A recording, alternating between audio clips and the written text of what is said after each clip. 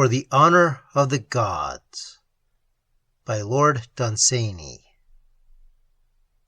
Of the great wars of the 3 islands are many histories writ, and of how the heroes of the olden time one by one were slain. But naught is told of the days before the olden time, or ever the people of the isles went forth to war, when each in his own land tended cattle or sheep, and listless peace obscured those isles in the days before the olden time. For then the people of the islands played like children about the feet of chance, and had no gods, and went not forth to war. But sailors, cast by strange winds upon those shores, which they named the Prosperous Isles, and finding a happy people which had no gods, told how they should be happier still, and know the gods, and fight for the honor of the gods, and leave their names writ large in histories, and at the last die proclaiming the names of the gods. And the people of the islands met and said, "The beasts we know, but lo, these sailors tell of things beyond, that know us as we know the beasts, and use us for their pleasure as we use the beasts, but yet are apt to answer idle prayer flung up at evening near the hearth, when a man returneth from the ploughing of the fields. Shall we now seek these gods?" And some said, "We are lords of the 3 islands, and have none to trouble us, and while we live we find prosperity, and when we die our bones have ease in the quiet. Let us not therefore seek those who may loom greater than we do in the islands 3, or haply harry our bones when we be dead." But others said, "The prayers that a man mutters when a drought hath come, and all the cattle die, go up unheeded to the heedless clouds.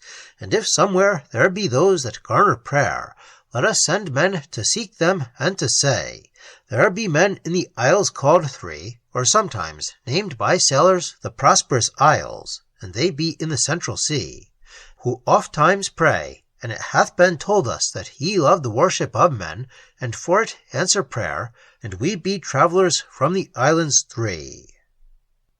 And the people of the islands were greatly allured by the thought of strange things, neither men nor beasts, who at evening answered prayer.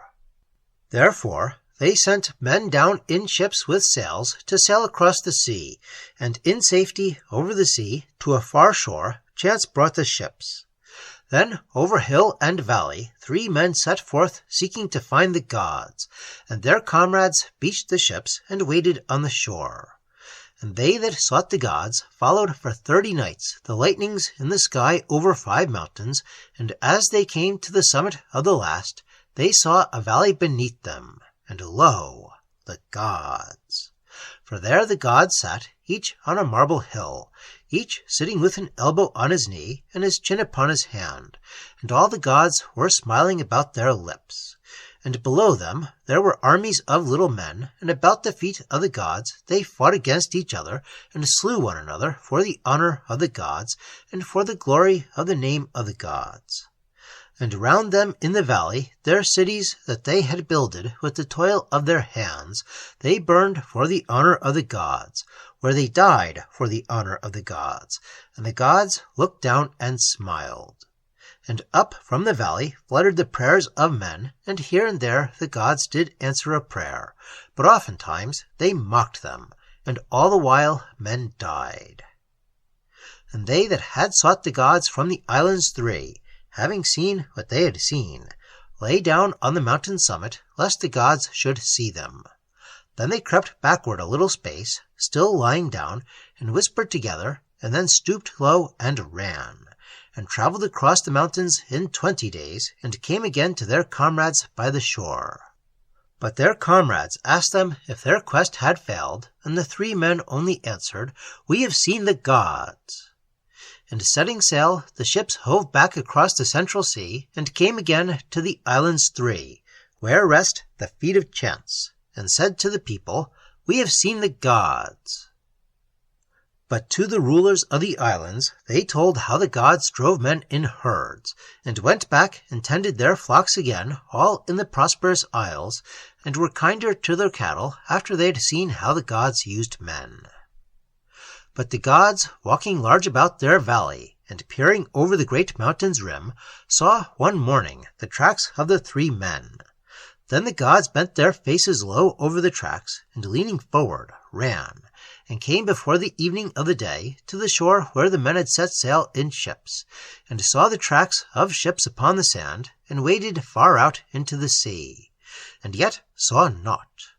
Still it had been well for the islands three, had not certain men that had heard the traveller's tale sought also to see the gods themselves.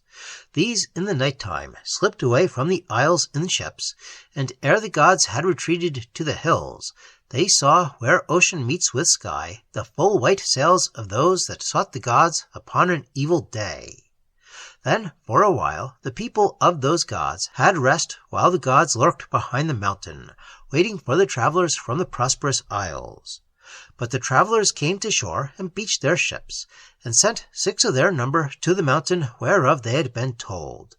But they, after many days, returned, having not seen the gods, but only the smoke that went upward from burned cities, and vultures that stood in the sky instead of answered prayer. And they all ran down their ships again into the sea, and set sail again, and came to the prosperous isles. But in the distance, crouching behind the ships, the gods came wading through the sea, that they might have the worship of the isles. And to every isle of the three, the gods showed themselves in different garb and guise. And to all they said, "Leave your flocks, go forth and fight for the honor of the gods." And from one of the isles all the folk came forth in ships to battle for gods that strode through the isle like kings.